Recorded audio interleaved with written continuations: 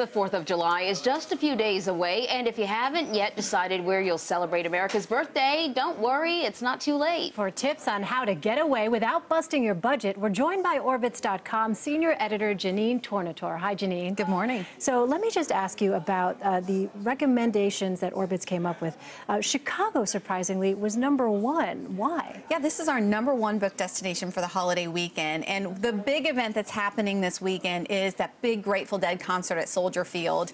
It sold out the city in minutes after these tickets went on sale. So people are really clamoring to get there. They're even bringing in hotel boats so that people can find rooms to stay in for this. So that's really driving people to that city this weekend. Right. So I can imagine well, now you can't get a hotel in Chicago, but I imagine they were probably going through the roof. What if you're on a bit of a budget? Any suggestions? Where are people going? Sure. Well, when we look at our top destinations, we have Chicago, LA, New York, Vegas, and Seattle that make our top 5 booked list. But for real deals, Orlando's a great one.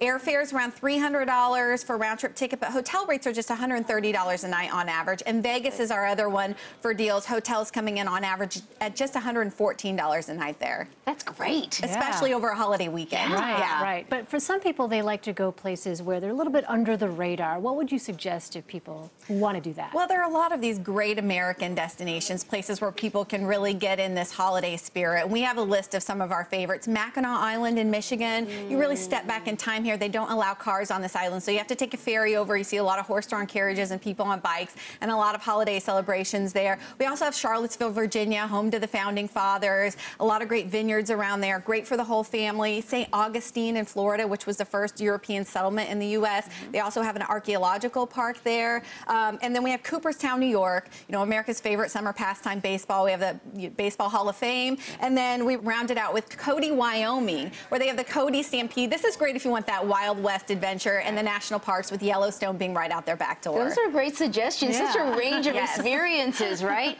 But if you are booking at the last minute, you know, even though we always hear about last minute deals, often it actually means you're spending more money. Any tips to make sure that you don't overspend? Yeah, the biggest thing that you can do is be flexible, especially over holiday weekend. For example, over July 4th, the busiest travel day is going to be Friday. The most expensive travel day of the weekend is Sunday when you're looking at flights. So, you know, avoiding those days and also looking at those early morning and late in the evening flights. Those aren't the most desirable times for people to fly. So those will be oftentimes where you get the best deals. Yeah, well, thank you very much. I'll be working, but for those of you who have the time off, I hope you were taking notes. Orbitz senior editor Jeanenne Tornatore, thanks a lot. Thank you.